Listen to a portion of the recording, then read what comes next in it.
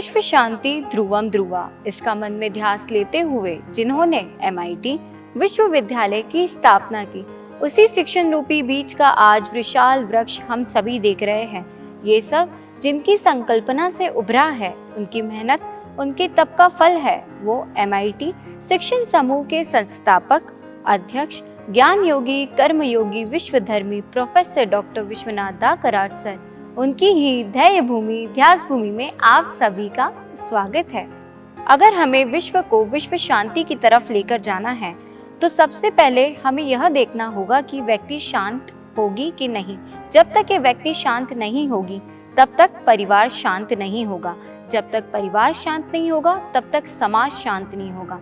जब तक समाज शांत नहीं होगा तो राष्ट्र शांत नहीं होगा। और ऐसे ही शांत स्वभाव के राष्ट्र जब इकट्ठा होंगे, मतलब पूरा विश्व शांति को प्राप्त होगा।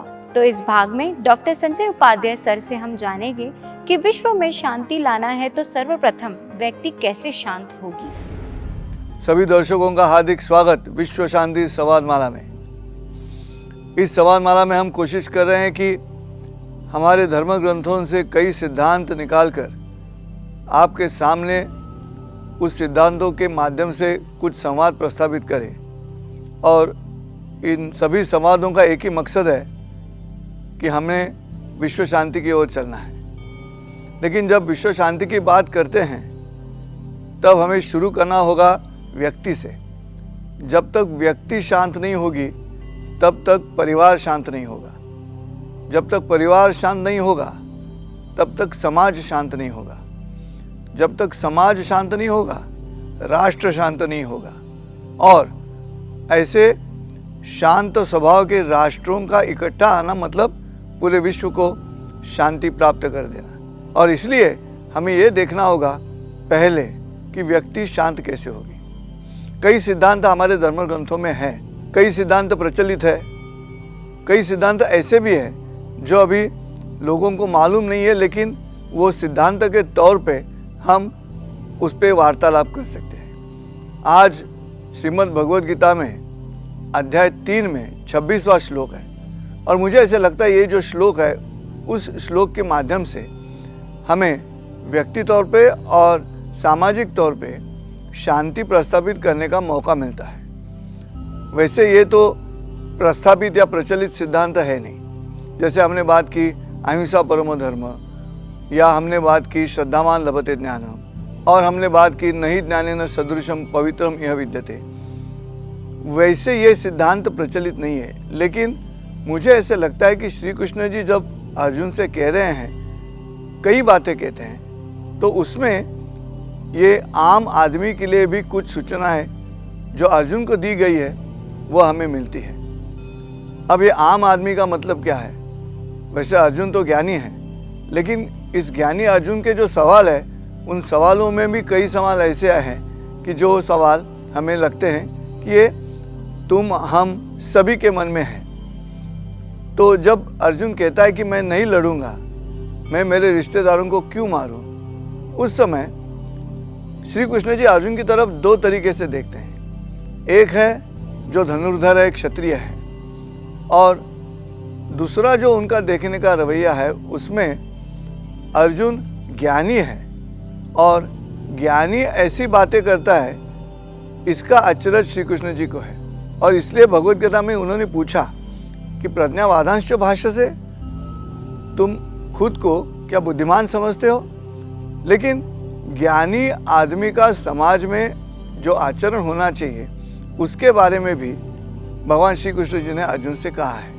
और मुझे ऐसे लगता है कि ये जो 26वां श्लोक है तीसरे अध्याय में, वो आज हमारे जीवन में सिद्धांत के तौर पे हम उस पर चिंतन कर सकते हैं। श्लोक ऐसा है, न बुद्धिभेदम जनेत अज्ञानाम कर्म संगीनाम जोशेत सर्व कर्माणि विद्वान युक्त समाचर। अब तीसरा अध्याय है कर्मयोग का। पहला अर्जुन विषाद योग, दूसरा सांख्य योग, अब तीसरा कर्मयोग। और कर्मयोग में ये जब बात श्री कृष्ण जी कह रहे हैं कर्म करने के लिए, तो अर्जुन का जो लड़ाई नहीं करने का निर्णय है उसको कैसे कहें कि ये जिस तरह से तुम सोच रहे हो वो गलत है। और इसलिए ये श्लोक भगवान श्री कृष्ण जी अर्जुन से कहते हैं। न बुद्धिभेदम जनयेत। देखिए बहुत बढ़िया बात कही है, क्योंकि वो जो लड़ाई में जितना सैन्य है उसकी संख्या है 18 औक्षौहिणी। अब 7 औक्षौहिणी पांडवों के पक्ष में है और 11 कौरवों के पक्ष में। अब देखिए जब इस तरह से युद्ध हो रहा है तो ऐसे जरूर होगा कि कौरवों के सैन्य में जो लोग हैं और पांडवों के सैन्य में जो लोग हैं वो भी एक दूसरे के रिश्तेदार हो सकते हैं, लेकिन वो आम सैनिक है और ये सैनिक सेनापति के नेतृत्व में लड़ाई करने वाले हैं, लेकिन वो अपना कर्तव्य निभा रहे हैं। उनके मन में ये आशंका नहीं आ रही कि मैं मेरे रिश्तेदारों को मार रहा हूँ कि नहीं। उस समय उन्हें इतना ही पता है कि मैं लड़ाई करने आया हूँ और मैं लड़ाई करूँगा, मेरे सामने शत्रु खड़ा है और मुझे उसे मारना है, बस इतना ही। अब इनका ये जो सोचना है आम सैनिक का, श्री कृष्ण जी कहते हैं अर्जुन से कि तुम उनका बुद्धिभेद मत करो। तुम ज्ञानी हो इसलिए ये कह रहे हो कि मैं मेरे रिश्तेदारों को क्यों मारूं, लेकिन अगर उन्हें पता चलेगा कि ये जो ज्ञानी हमारा सेनापति है, हमारा जो नेता है, वो नेता खुद रिश्तेदारों को क्यों मारूं ऐसे कहकर युद्ध नहीं करना चाहता, तो हम क्यों करें। देखिए राजा जो है वो महत्वपूर्ण है, वो अंतिम है।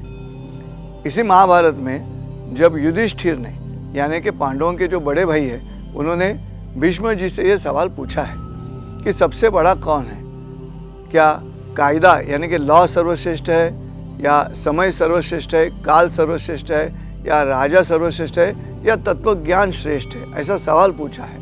और भीष्म जी ने उनको जवाब भी दिया है कि कालो वा कारणम राज्ञो वा राजा कालस्य कारणम इति ते संशयं भूता राजा कालस्य कारणम। काल या समय उस पर कौन अमल करेगा, तो राजा अमल करता है, तत्वज्ञान नहीं करता।